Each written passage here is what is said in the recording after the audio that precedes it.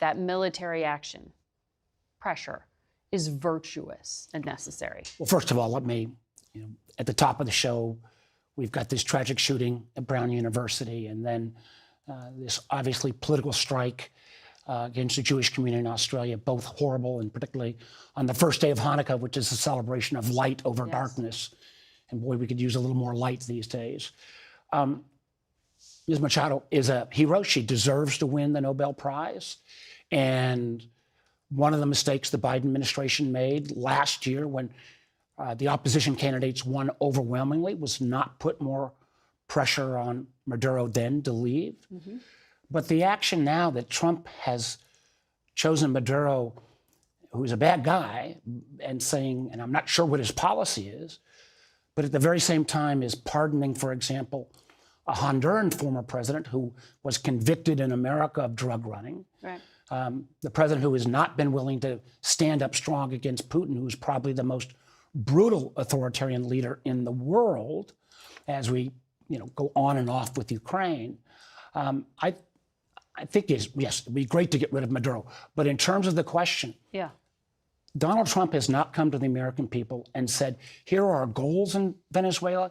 We've got troops potentially in harm's way. We've got boat actions, for example, where we're blowing up boats where we can obviously interdict, as we saw with the oil tanker. I think the president needs to make the case if he's going to try to put boots on the ground in Venezuela.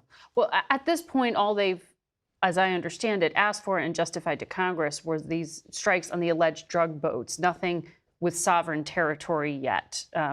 But that gets to your argument about what is the end goal.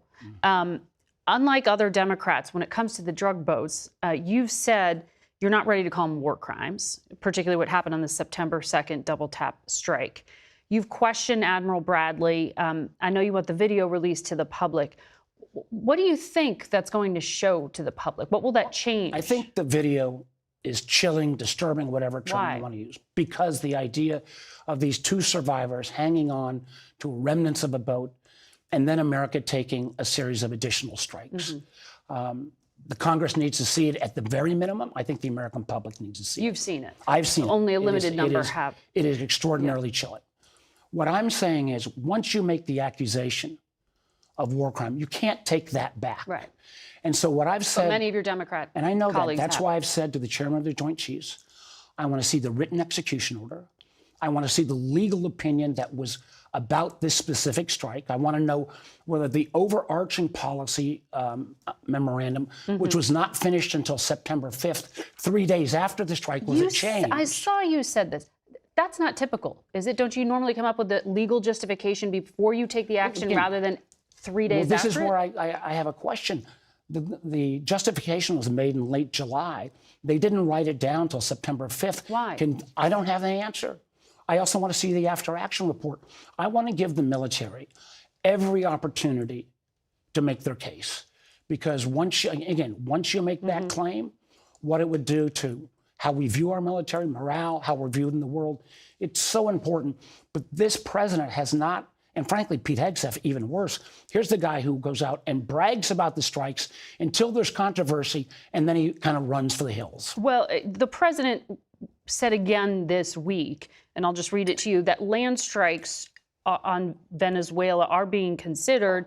Land strikes on horrible people that are bringing in drugs and killing our people. It doesn't necessarily have to be in Venezuela. It's people that are bringing in drugs to our country as targets. Have you seen any legal justification to hit these people now designated as terrorists on sovereign territory, whether it's Mexico or Colombia or Venezuela? The vast majority of the drug, particularly, this is all cocaine. This is not fentanyl. In terms of the drug boats, the vast majority is actually in the Eastern Pacific, yet most of the strikes have been in the Caribbean. Right. And does this mean that suddenly you're going to be open warfare with all of American military against any and all drug dealers? Again, the drug dealers are awful. We need to do all we can to stop them. But the president, when he puts American forces potentially in harm's way, needs to come and explain to the American people what the goal is here. Okay. Particularly when he's then, at the same breath, pardoning the former president of Honduras, who was a convicted drug dealer.